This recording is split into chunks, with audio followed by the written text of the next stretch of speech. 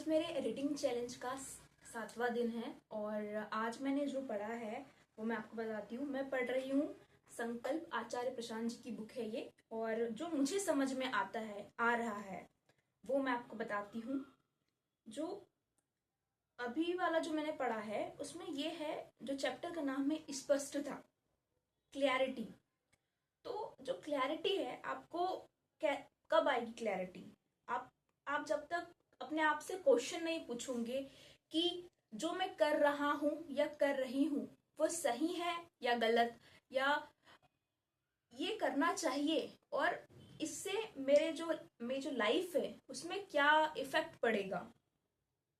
अगर आप कोई भी, आपने मान लीजिए आपने कुछ एक चीज ले ली या कुछ ऐसा संकल्प ले लिया या कुछ भी काम ले लिया, जॉब ले ली, करियर ले लिया या कुछ भी ले लिया आपने, ऐसी चीज जो आपके जीवन में बहुत ज्यादा इंपॉर्टेंस रखती है, बहुत आपके जीवन को वो बनाती है, लेकिन आपने क्वेश्चन नहीं पूछा उस टाइम पे कि मैं इसको क्यों कर रहा हूं, इसको करने के पीछे का क्या उद्देश्य है, तो आप उसको सही तरीके से समझ नहीं पाएंगे।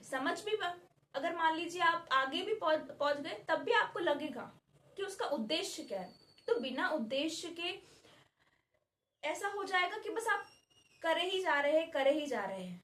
तो ये बहुत जरूरी है कि आप अपने उद्देश्य जो है उसको समझे, उसको पहले देखे कि ये जो मैं काम कर रहा हूं ये कितना इफेक्ट डाल रहा है मेरे जीवन पे। और जो काम है वो सिर्फ काम नहीं है, हमारी जिंदगी का लाइफस्टाइल एक हैबिट बन जाती है और फिर हम उसको करते चले आते हैं। और जब आदत बन जाती है तो फिर हमें फिर ये समझ में नहीं आता है कि वो गलत है सही है। अब जो हैबिट बन गई वो हैबिट बन गई। जैसे हम डेली बेसिस पे ब्रश करते हैं तो हमारी वो हैबिट बन गई है, बिना उसके सोचे कि क्यों क्या कैसे, हम बस हमारी हैबिट बन गई। वैसे ही दूसरी चीज भी है, दूसरी चीजों में भी ऐसा है कि आप अगर एक बार एक हैबिट को पकड़ लेते हैं फिर वो बाद में उसको छोड़ने में टाइम लगता है।